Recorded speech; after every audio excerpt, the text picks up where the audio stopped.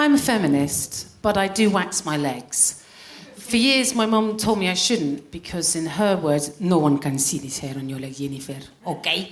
You would need some sort of magnifying glass to see this hair, some microscope, some telescope to see this hair on your... No, cannot see this hair on your...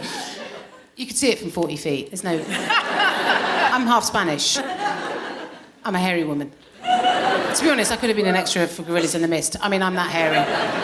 My mum would never let me shave my legs, never let me wax them, never let me do anything to them. She was just like, leave it, Jennifer, leave it, okay? It would fall off. It didn't. Did your mum ever tell you it was going to fall off? It doesn't, does it? Just, if anything, gets thicker. It's got to about 15. And for those of you that ever waited this long, if you don't shave the hair on your legs, it's not really hair, is it? It's kind of fuzz. And what this fuzz did is it generated a very intense static electricity, which meant that when I used to cross the playground, it was crisp packets would stick to my legs. It's at that point, as an adolescent 15-year-old, as you're peeling a packet of Wotsits off your shins, that I thought, I'm going to shave these.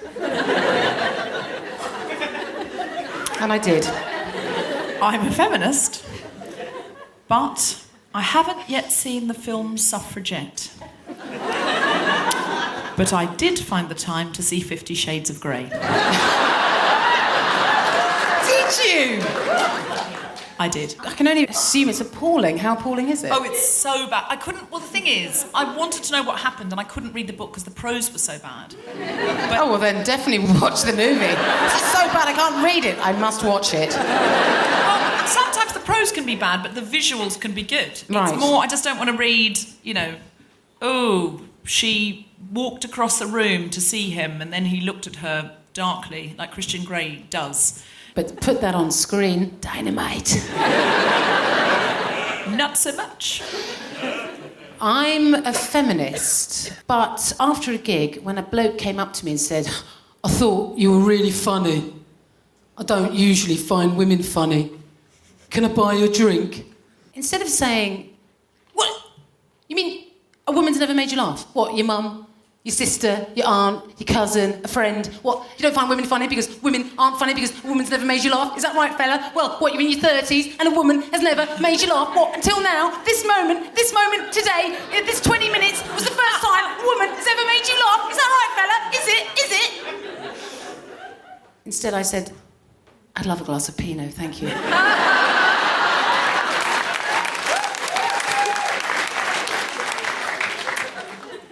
I'm a feminist, but I was disappointed that in the movie 50 Shades of Grey, most of the money shots are actual money shots. They're shots of money. There's hardly any sex, but loads of pictures of his, private helicopter and stuff, loads of sequences of him sitting in money. There was hardly any spanking, is what I'm saying. I'm a feminist. But when I go to playgroups or playgrounds where there are other mothers and I get into very awkward conversations that start with them assuming that I am the biological mother of my children, and they ask me questions, really intrusive questions, like, did you breastfeed? How was it breastfeeding twins? It must have been so hard. Childbirth. What was the childbirth like? Gosh, I can't even imagine. It must have been so awful. The childbirth. How was it?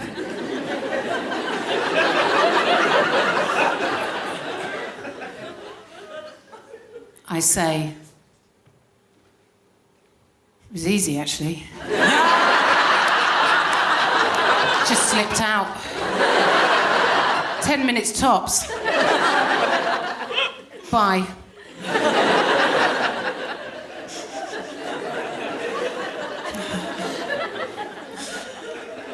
You're actually a terrible person.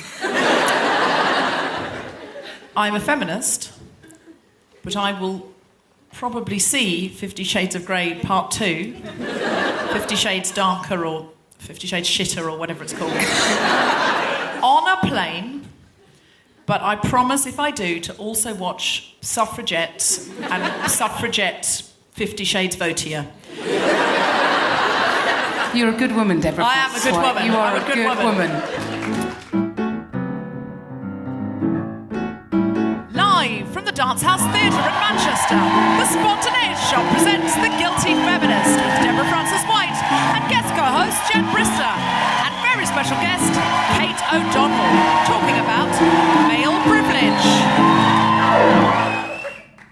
This is The Guilty Feminist, the podcast in which we explore our noble goals as 21st century feminists and the hypocrisies and insecurities which undermine them. Please put your hands together and make general woohooing noises for Jen Brister!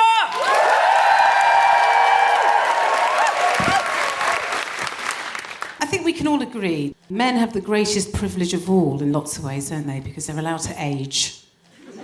Have you noticed that? Men are allowed to get craggy and old and hairy and fat. And what do the straight women in the room do? You look at your partner, don't you? You go, ooh. Isn't he rugged?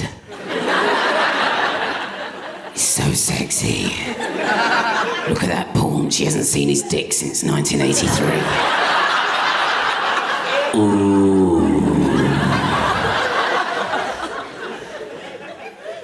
Meanwhile, as women, what are we doing? We're always having to feel like we have to look younger, don't we? We're sort of laminating our faces and ironing our necks and Botoxing everything. Botox, that's the thing I don't understand. Why are we bothering with that? It's always the thing that actors do, don't they? They Botox their faces.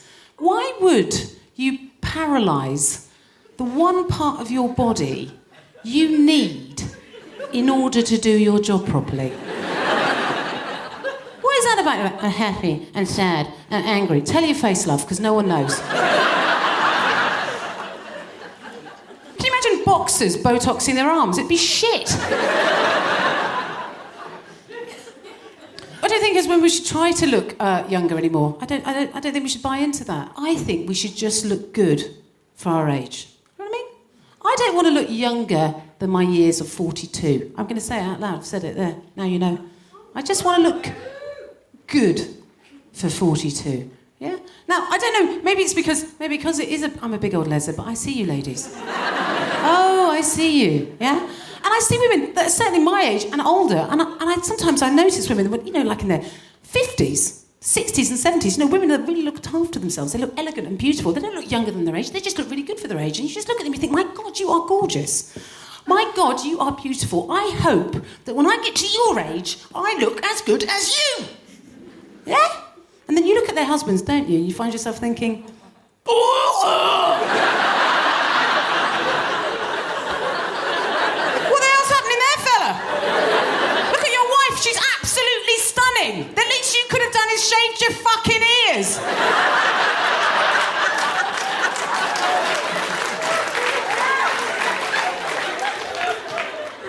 I have a lot of straight girlfriends who say things to this to me. They go, Jen, you wouldn't understand this, but as a woman.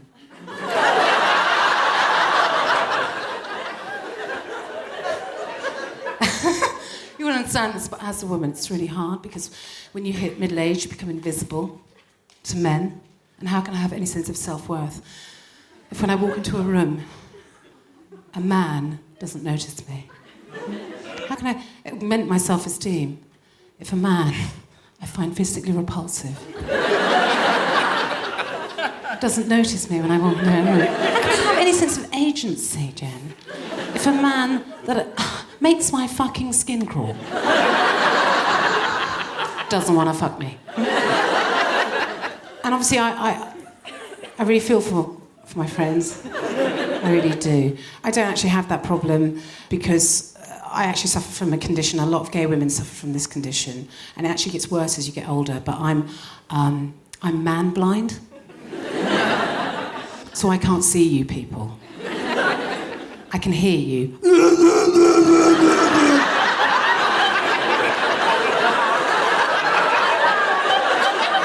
So I know how to avoid you. But if you can't see me, well, then that's win fucking win as far as I'm concerned.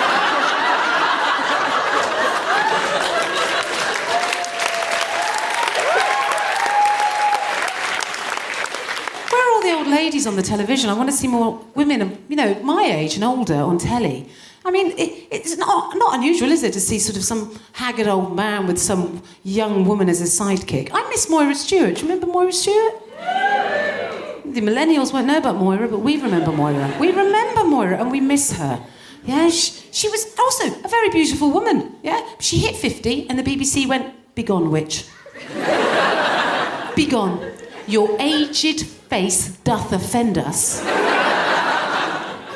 Now you can only get her on Radio 2. That's it. Yeah. Meanwhile, Trevor McDonald. No one seems to know this, but that guy's been dead for at least 5 years, and they will not terminate his contract.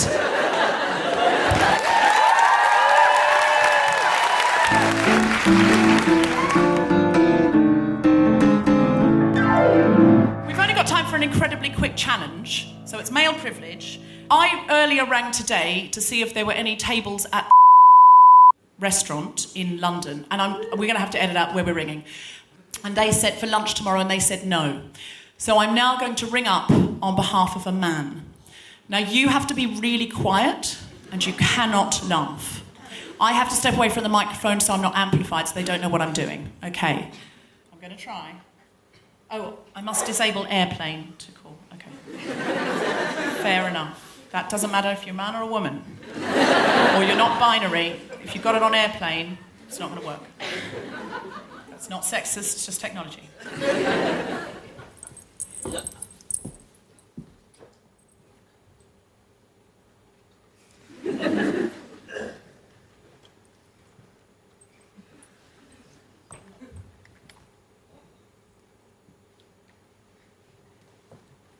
Hello. Hi. Yes, hello. Hi. I have a reservation tomorrow that I was meant to confirm for my boss, and I forgot to confirm it. And the previous PA made it. It was 1:30 tomorrow. And I'm really sorry, but the previous PA, I didn't realise I was meant to confirm it, but I'm just a bit nervous because it's his wife's birthday, and he's a theatrical agent, and there's a whole thing going on, and I'm really sorry.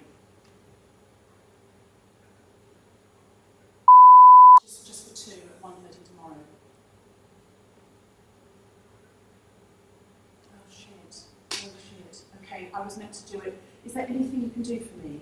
It's his wife's birthday, but also there's a whole thing going on because he's getting on with a special award, and I promised I would do it. Is there anything you can do for me? Oh, that would be fine. That would be fantastic. Thank you so much. I really appreciate it. Thank you so much. Okay, fantastic.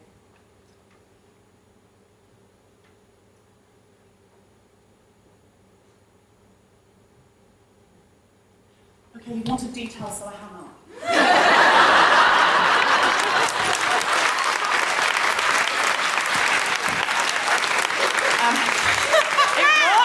It worked. I was not convinced it was going to work. I was like, they're going to say no. No, it worked. He said he could do me half an hour earlier, but when I rang up today, there was nothing. But what I've discovered is a woman ringing up isn't as good as a woman ringing up On behalf of a man. on behalf of a man, and slightly vulnerable to a man. Slightly vulnerable to a man, like, he'll be so upset with me. And then there's a sort of status going on there, isn't there? I'll save you, lady. It was a man as well. Would that have worked with a woman if you'd spoken to a woman, do you think? It works if the man is important. That's why I said he was a theatrical agent and he was terribly important. And he'd won an award. I thought that sounded good. I was like, who is this guy? How do you know him? No, I just made him up. I hope amazing. Amazing. Theatrical agent, because then they'll be like, oh, we're not giving him a table again. His PA's just bloody well hung up. But yeah, it works. And earlier I rang up for myself and there was nothing at all. But suddenly an important man wanted a table. So guys, this is what you do. You want a reservation somewhere. You ring up and you say, I'm so sorry, but I've forgotten about a man. Oh, you must remember him.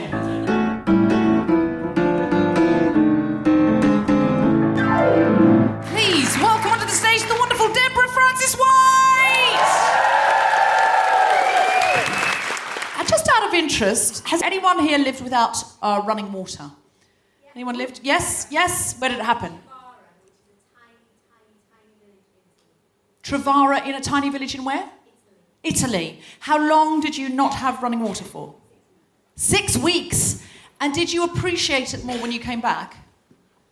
Yes. Yeah. How long did you appreciate it for? About 6 weeks. About 6 weeks. That's long. That's long. I would say most people would feel the lack for 6 weeks and appreciate it for a day and a half.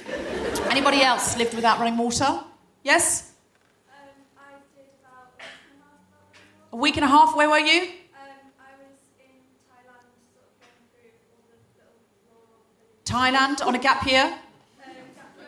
A gap week. You're not putting the effort in there, are you? You did a gap week? I've had a gap week. I thought that was just a holiday. But anyway, no, I like you've named it was a gap week. And you had no water for a week and a half in Thailand. When you got back, did you appreciate it? Oh my God, it was amazing. Oh my God, it was amazing. How long for? Until I got back on the plane and got home. It was like the hotel. Oh, you got back to the hotel and you enjoyed it for a night at the hotel, then you went home and then you were like, yeah, this is normal again. Yeah.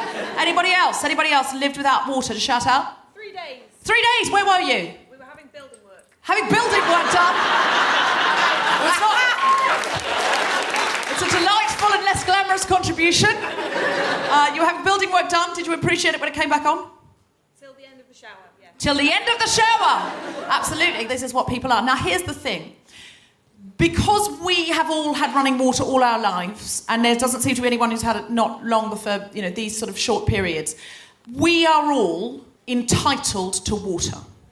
If you went home tonight and there was no water coming out of your taps, you would call the council. Then if they'd say, oh yeah, we're getting it back on, and you go, okay, then fine.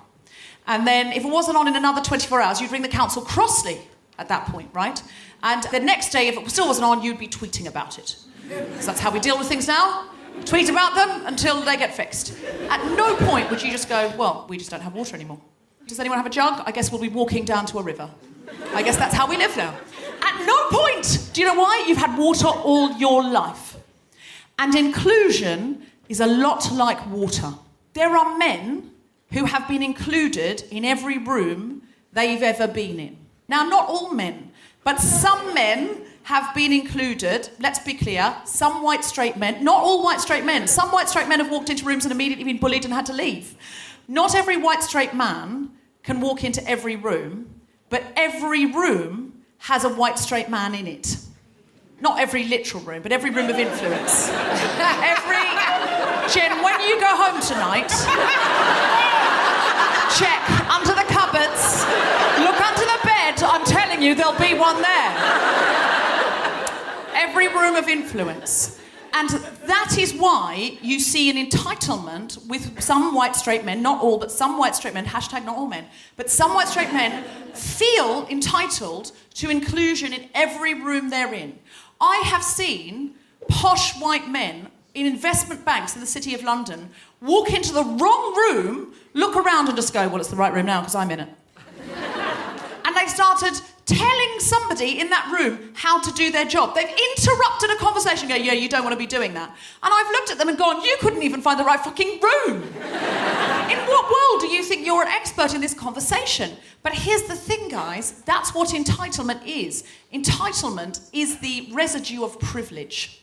If you have always had the privilege of hot and cold running water, if you've always had the privilege of a shower, now there's no hot showers in nature, but if you've had access to a hot shower every day of your life, it becomes your entitlement. And that's ultimately what male privilege is. Now, of course, an individual white man might not be allowed into an individual room because, he hasn't scrubbed up and it's an operating theatre. And he's not a surgeon. But that would be more a case of he didn't bother to do the exams. And in that case, he'll go, OK, fair play, I'm not allowed in that room. Even though I think I'd probably be quite good at it, if I was allowed in, I reckon I could have a good go. I put my own shelves up, I reckon I could probably do a bypass if needed.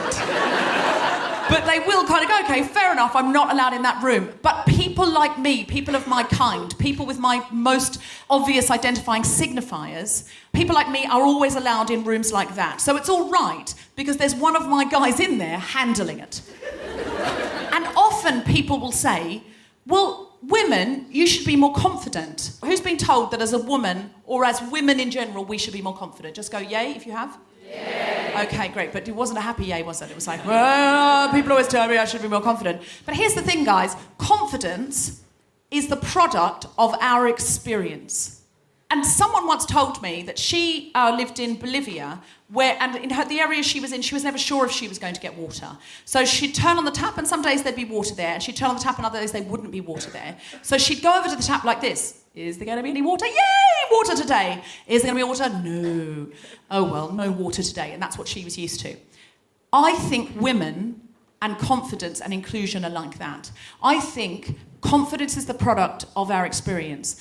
And we have often been either excluded from rooms or we have been tentatively included, where people have gone, well, what are you bringing? The men have gone, what are you bringing? Are you bringing anything good into this room? Are you bringing sex appeal into this room? If so, come in.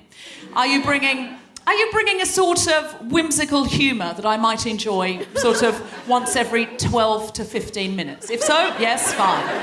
Are you bringing beer? Sure, in you come. But you've got to be bringing something in that I value. So that's a sort of tentative inclusion into rooms. And that is why women go into rooms like this. Is there inclusion in here? Like they're turning on a tap. And sometimes, just like that woman in Bolivia, you get a tiny dribble and you think, oh, it's better than nothing. Oh, this is a bit of inclusion, isn't it? I'll take that dribble. Oh, isn't it nice? Like, at least wash my hands a bit. I can't wash the backs, but I can wash the fronts. And that's better than yesterday where I had nothing. And I'm so grateful. Thank you so much for letting me speak in this meeting for 1 minute, even though there's only 6 of us and it's gone on for an hour. So technically, I should have spoken for 10 minutes. Well, 10 minutes and 2 minutes for the history of the world. And to make up for that. That's why we walk into rooms like that. We don't walk into rooms like that because we are fundamentally underconfident. There's something fundamentally underconfident about women. We walk into rooms like that because of the product of our experience. And when people say women should be more confident, what they're saying is, walk into a room as if you will definitely be included despite your experience. Walk into a room and pretend that all the things that have ever happened to you haven't happened. Walk in like this. I'm sure all the men in here will be pleased to hear from me. I'll speak first. Speak up in meetings as if you won't be interrupted, even though you will. Volunteer to be on a panel, even though you'll be told not you. Volunteer again. Insist that you are put front and centre. You haven't had a good experience doing that in the past, but I'm sure this time will be different. And frankly, that's fucking good advice. That is what you should do. It's what men are doing. They're assuming inclusion. And until we start to assume inclusion and do what men do when they are not granted inclusion, which is angrily demand it, and that is what they do. Have you ever tried to start a women's network in your company or industry? What did the men say? Why can't we come? Where is the men's network? Where is International Men's Day? Why is there not hot and cold running privilege coming out of my taps? Thank you very much.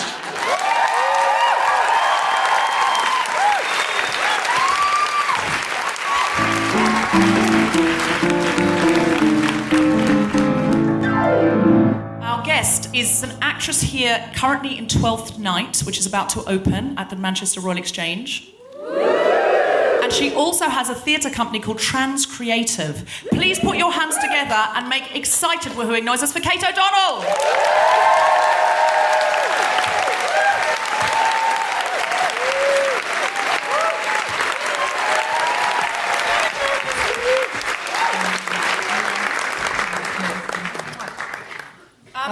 So, Kate, thank you so much for coming. You're so welcome. It was only round the corner. Well, I'm glad we haven't put you out. So, you suggested the title Male Privilege. Tell us why. Well, I lived as a man. I was born a man. You don't realise you have male privilege until you lose it. Tell me more. Well, Grayson Perry, he talks about masculinity. He said it's like asking a fish how they feel about water. It's so around them, they don't even notice it. And I just thought, because I was this very feminine, gay, I was from Coventry, I didn't have the best start. Because of that, I thought, well, I didn't even... It's like a division, male privilege. You can kind of divide it up by your class, your education, your background, your race. Well, also how masculine you seem. Yeah. Because men can exclude somebody who doesn't seem masculine enough to join their tribe. And I wasn't masculine. It's hard to believe, isn't it? People actually think that... People say to me, God, your voice, as a woman, it's amazing, isn't it? Did you have a lot of voice therapy? I went, no, I had this voice for 38 years. I got misgendered on telephones all the time. So people, I wasn't out there as a man. Can I ask, I'm just trying to imagine what tangible or, ways that you were like, oh my God, that never used to happen. Or, that's changed. Yeah. Right. So I worked as a trainer for quite a long time when I was living as my effeminate gay male self. And then when I transitioned, suddenly when I started to do the same training, people would call me bossy. Oh. And they never called me bossy before. Just assertive. I just thought, a leader. Good at your job. What a great trainer you are. How depressing that is. Oh my God, that's suddenly so I was bossy. is good at your job and afterwards is bossy. Yeah, and I used to go, I'm not bossy, I'm the boss.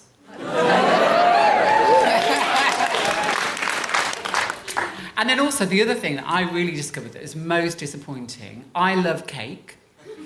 And as soon as I transitioned, you go to a cafe and there's a lovely cake and it's kind of been divided up. Not always equally. No. Not always in a socialist manner. No. And I'd go to get a bit of cake, and as a woman, they would give me the smallest bit of cake. And I'd go, no, you're okay, I want the big bit of cake there. So my advice is, in terms of male privilege, if I had to run a workshop, I would say, if women want to have some of that male privilege, ask for a bigger piece of cake. Yeah. That's it in a nutshell. Yeah, we need that on a T-shirt. Guilty Feminist, ask for a bigger piece of cake. You said that your boyfriend is also transgender. He is, he's here tonight. Is he? Hey. He's come to visit me from Brighton. Hello, Taylor. He loves being name-checked. Is his name Taylor? Yeah, Taylor Blue. Is it really? Yeah. Is he in a boy band? It sounds a lot like he's in a boy band. Can I just say something funny about Taylor today? Yeah. I was saying to him today, can we kind of look at some of the programme and what we're doing today? Can we check it up? Up until about an hour before we got here, he didn't know I was in it. He just thought I got some tickets, it'd be nice. Oh, he didn't know you were on stage. He thought you were in the audience together. He didn't know how fabulous I am, that I'd be invited to such a beautiful event. Taylor, obviously, as far as Kate's considered, theatre is for being in, not for watching. That's clear. And so has Taylor... Is it all right to ask about this, Taylor? Yeah. Do you want to come up as well? No. Are you sure? We'd love to hear He'd from you. hate that. Would you? Okay, fair enough. In that case, I'll ask your girlfriend to speak on your behalf because this is the male privilege episode. I am his first girlfriend. So it's the first time he's been able to call himself a boyfriend. Oh, Taylor. It's that kind of a night, isn't it? We can share that kind of I want you to be my boyfriend now, Taylor. Can I just tell you how difficult it is to be a 52-year-old woman? Trans woman dating. You can't have it. No, sure. I retract the invitation to be your girlfriend, Taylor. That is permanently retracted for the rest of my life. I was fearing for your life just in that Absolutely. moment. No, fair enough. Absolutely fair enough. It was more in a way of I want Taylor to be able to say he's had lots of girlfriends. I could go out with him for like 10 minutes. Just so he can say... Well, like just walk next to him down the corridor.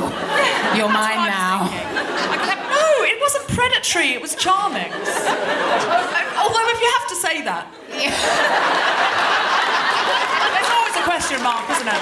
Whenever you have to say, I'm sorry, you misunderstood, I wasn't being predatory, I was being charming. Can I just say something about dating? I decided 3 years ago I would never date a straight, cisgendered man again. Cisgendered means you're not trans. People don't know. I like to call them sissies.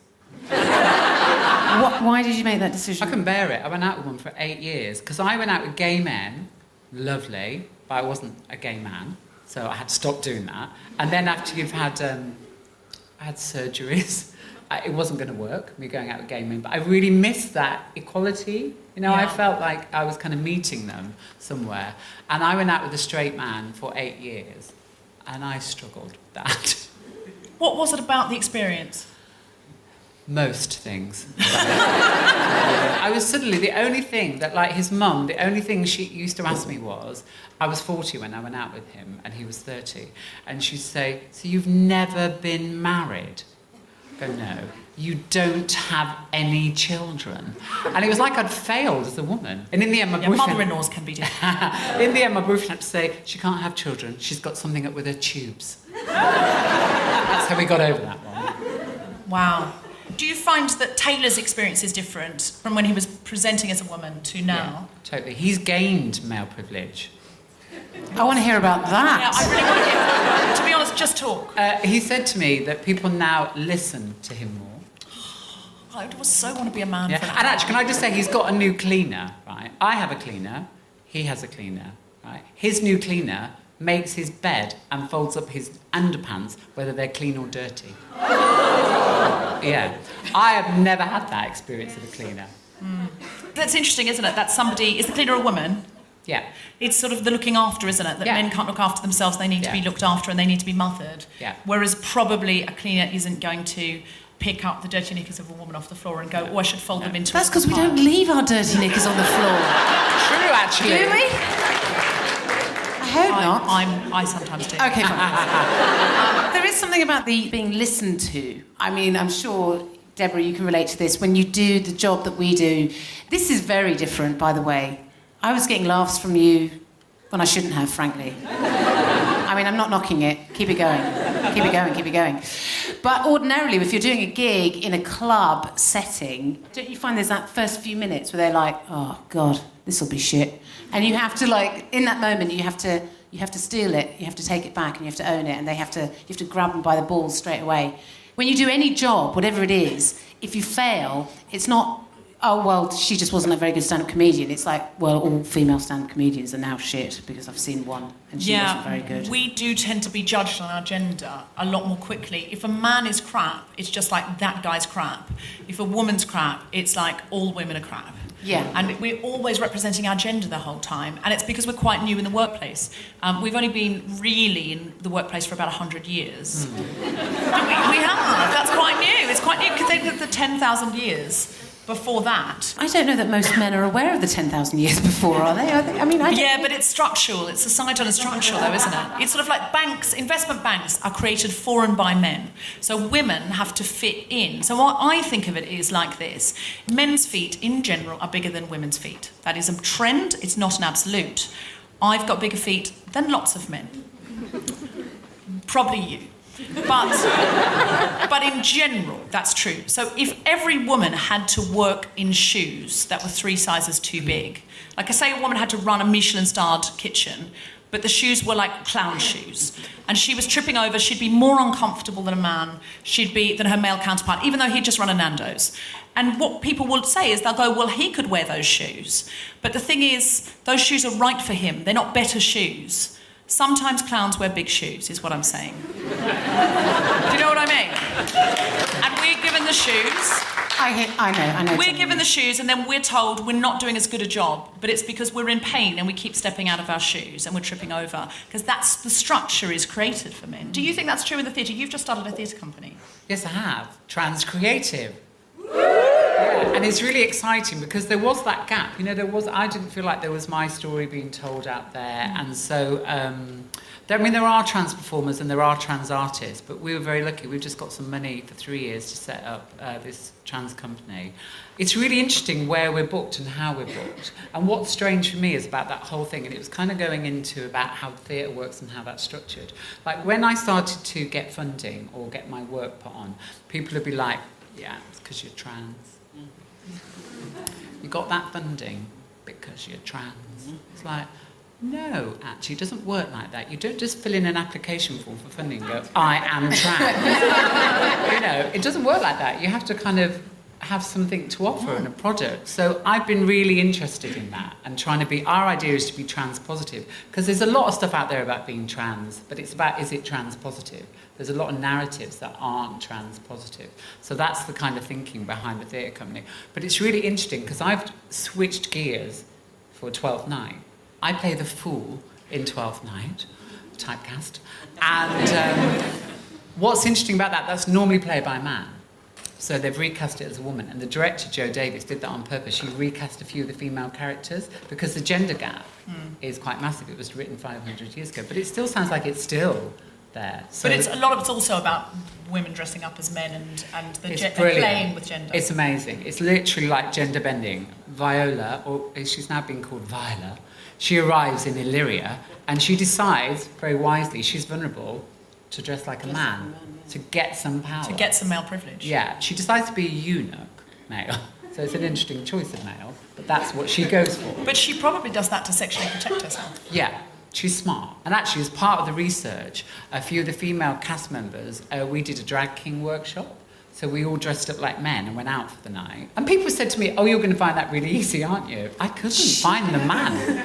I really couldn't find this man. I thought, oh, maybe with my blue hair, I'm going to be a hairdresser, or I'm going to be something else. Eventually, I found the man. I am Kev from Birmingham. And I really liked him. But we all did. We all sat with our legs. We took up more space. We were all a bit louder and a bit brasher. And I'm loud, we're loud, but I felt like I didn't have to apologise. I felt like you just be loud. You could just be loud without apology. Yeah. It's a weird thing if you're loud as a woman. People are always telling you to be quiet, aren't they? Like, it's always like you're slightly embarrassing if you're loud as a woman, aren't you? It's like, is that the thing? The second someone tells me to, like, be quiet, doesn't it make you want to, like, headbutt someone? Yeah, Someone goes, because you just keep you're like, yeah, sure. Sorry, your nose bleeding. I was on a yoga retreat in France. Were you loud on a yoga retreat? No. You're not allowed to be loud on a yoga. They did have one day where we had to be quiet, but we went out for dinner on this yoga retreat in France. And we got told off because it was a group of British people and the French people complained we were too loud. And I thought, God, imagine being told off as a too loud yoga retreat. It's embarrassing. But today I was on a train. A guy was coming out of the loo as I was trying to go in and he knocked my necklace and one of the chains, it's got lots of charms on the end if you're listening at home, and one of the chains came off and it's really important to me, really precious. And I went, oh no. And he went, oh, sorry, love. And was so unsorry. He was so unsorry. He just had that kind of male privilege where he didn't think it was his fault, it was just an accident. If that had been me and I'd knocked somebody's jewellery and it had broken, I would have been, oh my God, I'm so sorry. Can I offer to pay to fix it? I'd still be saying sorry now, even though I'd got off the train hours ago. I'd be texting sorry, I'd have found them on Facebook, I'd have sent them 4 new necklaces. This man was just like, yeah, it seems to be your fault. I was like, how? In what world is it my fault? But he looked at me like, we all know it was your fault.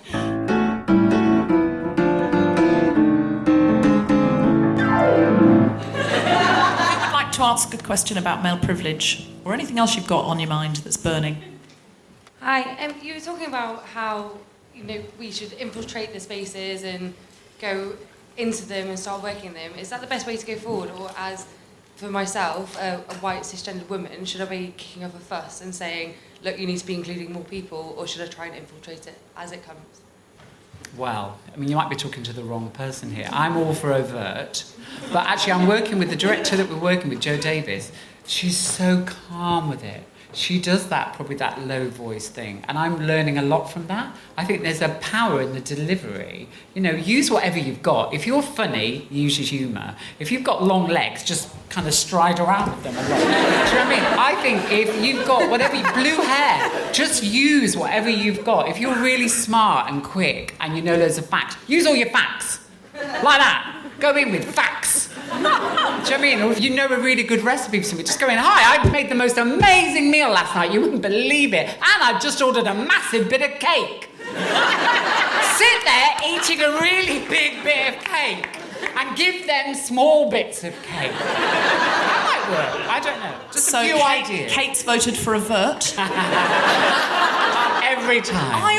I think as white, cisgendered, straight women, we absolutely should self-include. My new mantra is, I can't get anyone else into a party I'm not invited to. So I need to get myself invited to all the parties, use all of the privilege I have to get into influential rooms, onto influential panels, whatever it is, and then go, oh, who isn't here? Who are we not including?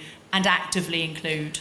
I agree. I think you can be the people that make it happen for other people. Even within the LGBT community, I always say, whichever bit of the LGBT you're in, adopt another letter and become a champion for that. I'm a big bi champion. I'm not bisexual, but I'm really positive about bisexuality because I feel they might get ignored. The men here, you might be the gatekeepers, so open those gates and use your power for us. Yeah, and also Now. just yeah.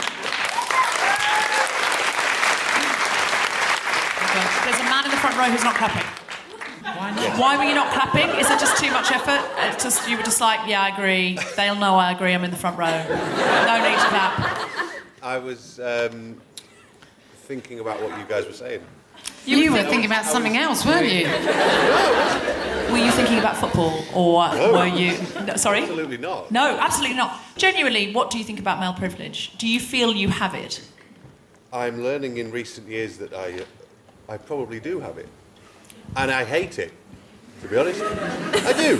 Well, privilege is really nice. Don't hate it. I wouldn't hate it. Just use it I appreciate better. what I've got, but I also am learning that it actually, the people around me are You didn't think tonight would be like this, did you? I didn't realise I was on the front row until about half an hour before we got here. I was like, really? You booked tickets? Well, you've done really well. You've escaped really well until now. I know, right? You nearly got to the end of the show, and you were thinking, it's all right, I'll be in the pub soon. No. What's your name? Well, Will. I don't know if we'll be able to get this. Chris, can you hear anything Will's saying? Yeah. You can? Oh, well done. Oh, well, we'll be able to use all of it. Oh, that's because you're right near the mic. You're tall and white, Will. I noticed Yes, that. They're two privileges. Yes. Your girlfriend is now holding on to you like you're a handbag in a crowded marketplace. What do you do for a living? I've Stepped away from the handbag. No, she has. She's dropped him now. Very She's much gone, no, it's not dropped the worth it. handbag. He's going down alone, she said. What do you do for a living, Will? I manage coffee shops. Manage a coffee shop. Brilliant. Would you like to give it a plug? No, you don't want us coming in there, do you now? Is it a Manchester one? It's nationwide. It's a small chain called Gourmet Coffee Bar. Okay, we will come in and we will order. Yep. If you go into A large Will's slice coffee of shop, cake. a fucking large slice of cake, and All our if you cakes are cut equally. That's what you think, Will. Who's doing the cutting? They look equal to you, don't they? That's the problem. Do you know who thinks cakes are cut equally? People who get the biggest piece. No, Will, I'd love to give you the final word, but sadly, there's no time. You've been lovely, though. Thank you so much. Aisling, what have you got to tell us about? Well, speaking of gatekeepers and allies, a lot of people don't know here in Manchester and Liverpool that these are two cities which welcome a lot of Irish women because abortion is illegal in Ireland, the Republic of Ireland, but also a country within the UK, Northern Ireland. They went into their houses when they went to the Women's March in January, and they raided women's houses to look for abortion pills that they had bought online to help out women. So we've started a Manchester support and solidarity group, which is called Choice for Ireland Manchester. You can find us on Twitter and on Facebook. On Twitter, it's Choice for the number IRE Manc, M-A-N-C.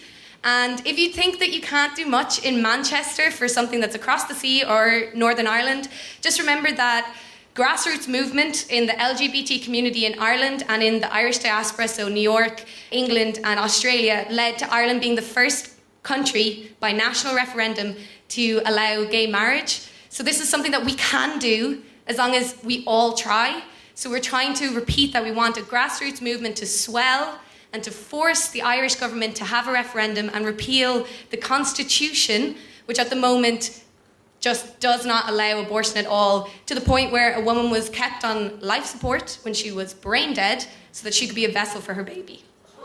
So could you please tell us what we can do? Where do we sign up, or what do we follow, or how do we activate it? There's multiple Twitter accounts which you can follow for the general campaign. One's just Repeal, so the Repeal Project, and that's a project which is based in Dublin.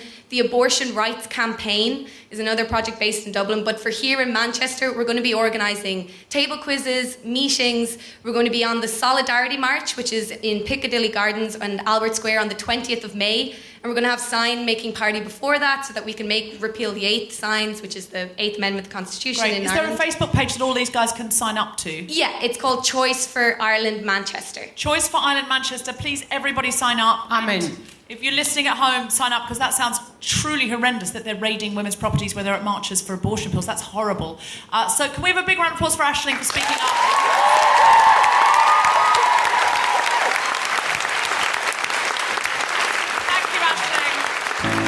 I've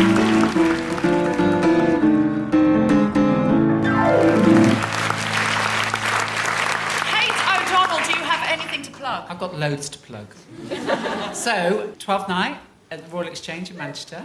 Very special. It's the first time I've been in a Shakespeare play. I never even studied it at school. So just come along just to see that. I'm also, our social media, transcreative.uk is all our social media. My Twitter is Kate O'Donnell with an X.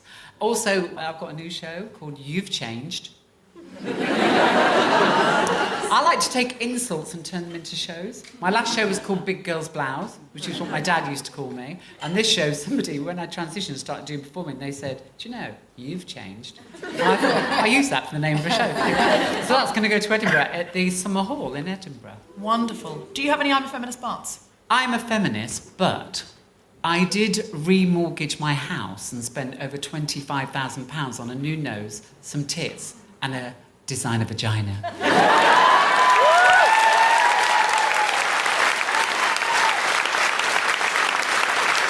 Brister, do you have anything to plug? Oh, no, not really.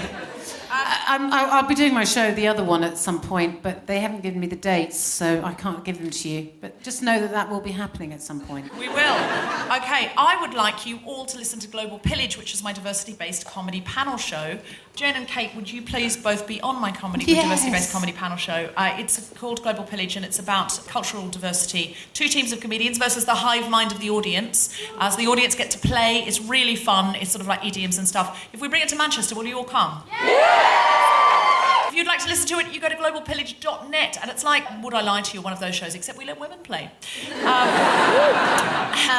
It's really, really good fun. Please listen to it. And also, please keep listening to The Guilty Feminist, and follow The Guilty Feminist on Twitter at GuiltFemPod. Check out our Instagram, instagram.com/The Guilty Feminist. Like our Facebook page. Sign up to our mailing list to get notified as soon as a new episode is released. And please, please, please go to iTunes and rate, review, and subscribe. It helps other people find the podcast. Give it 5 stars. You can give every episode 5 stars. Just because you've reviewed it once doesn't stop you reviewing it every week. You have been listening to The Guilty Feminist with me, Deborah Frances-White, guest co-host Jen Brister, and our special guest Kate O'Donnell. The recording engineer was Chris Sharp. Music was by Mark Hodge. The producer was Tom Zielinski for The Spontaneity Shop. Thanks to Tony and Hannah at PBJ Live, and everyone at the Dancehouse Theatre, as well as all of you for listening.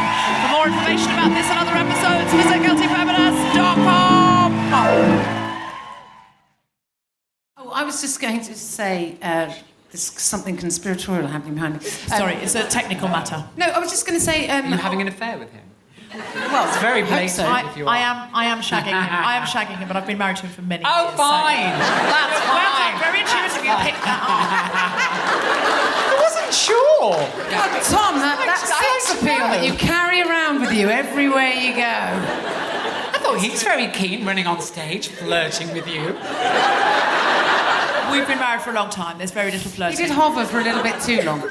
Yeah. I wonder what he thinks about male privilege. Oh.